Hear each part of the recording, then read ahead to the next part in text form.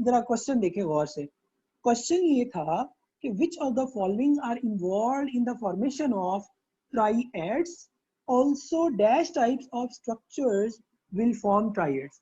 ना ट्राइएड्स क्या है, हमने स्ट्रक्चर पढ़ा था मसल्स का, ठीक है। मसल कौन से वाले, स्केलेटल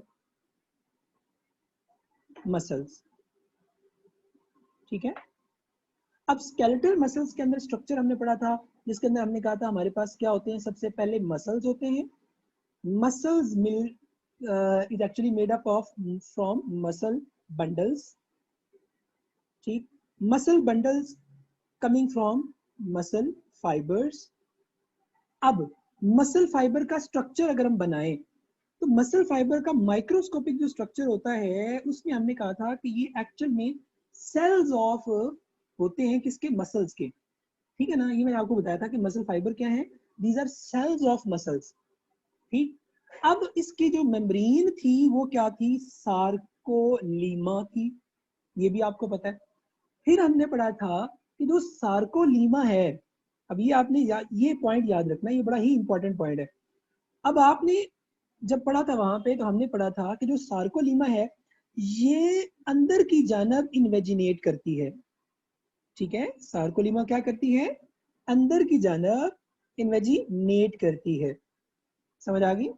अच्छा, अंदर की जानब इन्वेजिनेट करती है और इन्वेजिनेट होकर इस तरह से एक ट्रांसवर्स ट्यूब्यूल बनाती है, ठीक है। क्या बनाती है, ट्रांसवर्स ट्यूब्यूल। अब ये जो ट्रांसवर्स ट्यूब्यूल है, ये वाला जरा गौर से देखो, ये क्या है, ट्रांसवर्स ट्यूब्यूल्स, ठीक हो गया। अब ट्रांसवर्स ट्यूब्यूल जो है, इस ट्रांसवर्स ट्यूब्यूल्स एक्चुअली ये किससे मिलकर बनी हुई है, ट्रांसवर्स ट्यूब्यूल किससे मिलकर बनी हुई, सार्कोलीमा से मिलकर बनी हुई है ना ये। It is made up of by sarcolemma. Actual में ट्राइएड्स जो ये सॉरी ट्रांसवर्स ट्यूब्यूल है, ये सार्कोलीमा ही अंदर की जानब इन्वेजिनेट हुई हुई है, ऐसे सही हो गया। इसका मतलब है कि हम ट्रांसवर्स ट्यूब्यूल को सार्कोलीमा भी एक सेंस में कह सकते हैं, क्योंकि ये सार्कोलीमा ही है। अच्छा, इसके बाद हमने कहा था कि सार्कोलीमा के सराउंडिंग में इस तरह से क्या होते हैं, सार्कोप्लाज्मिक रेटिकुलम होते हैं, ऐसे, ठीक है। ये मसल्स के स्ट्रक्चर में हम लोगों ने देखा था, ये हो गया सार्कोप्लाज्मिक रेटिकुलम। अब ये क्या है, ये सार्कोप्लाज्मिक रेटिकुलम है, ठीक हो गया। अब सार्कोप्लाज्मिक रेटिकुलम है, इधर भी सार्कोप्लाज्मिक रेटिकुलम है, इधर भी सार्कोप्लाज्मिक रेटिकुलम है, और ये एक टी ट्यूब्यूल है, ट्रांसफर ट्यूब्यूल है। तो कितनी तरह के, पहले तो ये देखो, which one of the following are involved in the formation of triad, कौन कौन इन्वॉल्वड है भाई, ये सार्कोलीमा है, और उसके बाद sarcoplasmic reticulum in short form SR है। मायोफिलामेंट अंदर होते हैं, मायोफिब्रिल अंदर होते हैं, मायोफिलामेंट्स अंदर होते हैं, ये तीनों ही पॉसिबल नहीं है, ठीक। अच्छा, उसके बाद इसके साथ टू लिखा हुआ है।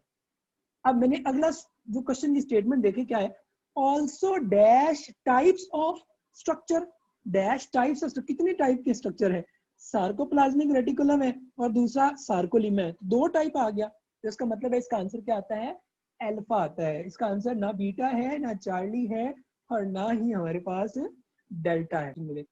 अच्छा, यहाँ पे एक चीज याद रखनी है कि ये एक एमसीक्यू है, मगर इस एक एमसीक्यू के अंदर मैंने दो एमसीक्यू जो है वो डिस्कस कर दी है, समझ आ गई है ना।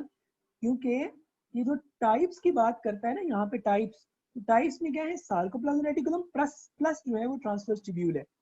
दूसरी तरफ देखेंगे तो क्या है, हाउ मेनी, अब देखो एक और इसी से क्वेश्चन बनता है तीसरा, how many structures will form triad, ठीक है। अब how many structure will form triads, अब इसका आंसर क्या होना चाहिए, अब 3 होना चाहिए। क्यों, क्योंकि एक ट्रांसवर्स ट्यूब्यूल एक साइड से, दूसरी साइड से सार्कोप्लाज्मिक, दूसरी साइड से सार्कोप्लाज्मिक रेटिकुलम, और ओवरऑल हमारे पास जो है वो क्या आ जाएगा, 3 टोटल है। और अगर टाइप्स बात करेगा तो फिर 2 आएंगे हमारे पास, ठीक है। ये आपने याद रखना, क्वेश्चन से क्वेश्चन जो है वो जनरेट करने हैं, ठीक है। यही एंटी टेस्ट होता है, और इसी में आपने केयरफुली जो है चलना होता है कि यार ये एमसीक्यू से एमसीक्यू जो है वो कैसे जो है वो आ रहे हैं, ठीक हो गया।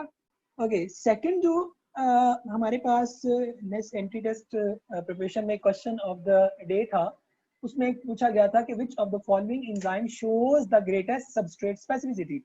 नाउ अब इसमें देखो न्यूक्लियस को, ये बहुत आसान था, थोड़ा सा आपने सोचना था न्यूक्लियस।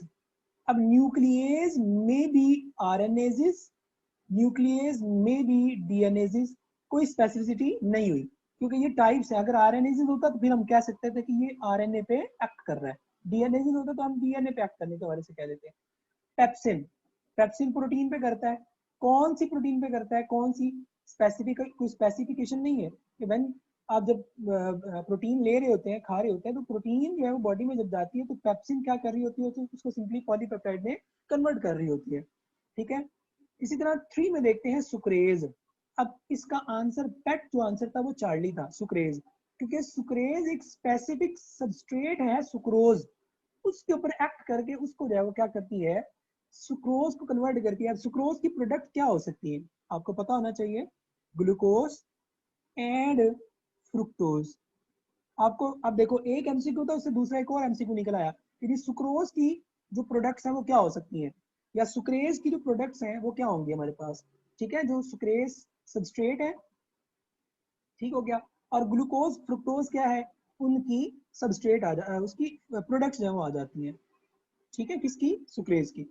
अब आपको ये भी पूछ सकते हैं कि ये बताएं कि जो सुक्रेज है, ठीक है, इसका मॉलिक्यूलर फार्मूला क्या है, तो आपको पता होना चाहिए C12H22O11। आपसे पूछ सकते हैं सुक्रोज में कितनी कार्बन है, 12, कितनी हाइड्रोजन है, 22, कितनी ऑक्सीजन है, 11। अच्छा ये भी पूछ सकते हैं कि जो सुक्रोज की ब्रेक डाउन होती है तो उससे जो शुगर्स बनती हैं, वो जो शुगर्स हैं वो कौन सी हैं, क्या दोनों एल्डो होती हैं, क्या दोनों कीटो होती हैं, या एक एल्डो एक कीटो होती है, ठीक है, या नॉन ऑफ देम। तो आंसर याद रखना है, ग्लूकोज आप लोगों ने पढ़ा हुआ है, it is Aldo sugar, sucrose fructose आपने पढ़ा हुआ है, इट इज कीटो शुगर। अब एक और एमसीक्यू बन गया। अच्छा इसी से एक और एमसीक्यू जनरेट कर लो, मॉलिक्यूलर फार्मूला क्या है ग्लूकोज का, C6H12O6। फ्रुक्टोज का क्या है, सेम है, ये दोनों क्या है, एक दूसरे के आइसोमर है।